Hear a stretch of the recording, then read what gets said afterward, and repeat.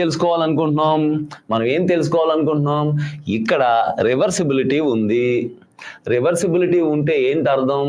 Final గా ఇది zero కాదు, ఈక్విలిబ్రియమే దాని డెస్టినేషన్. ఫైనల్ గా ఇది మిగులుతుంది.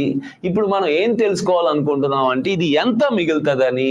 ఓకే, ఎంత మిగులుతుంది అంటే ఏం చేయాలి? ఇనీషియల్ గా తీసుకుంది మైనస్ డిసోసియేట్ అయ్యింది. ఆ డిసోసియేట్ అయింది డైరెక్ట్ గా ఎక్స్ అని చెప్పేస్తే ఎక్స్ రాసేయచ్చు. ఎక్స్ అని చెప్పడు. సి మోల్స్ కి ఎక్స్ డిసోసియేట్ అయిందని చెప్తే సి మైనస్ ఎక్స్ రాసేసేవాడిని ఇక్కడ నేను.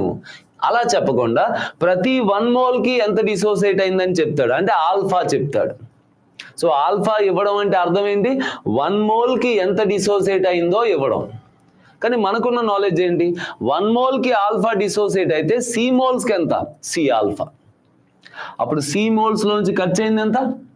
C alpha. సో మిగిలింది ఎంత? C minus C.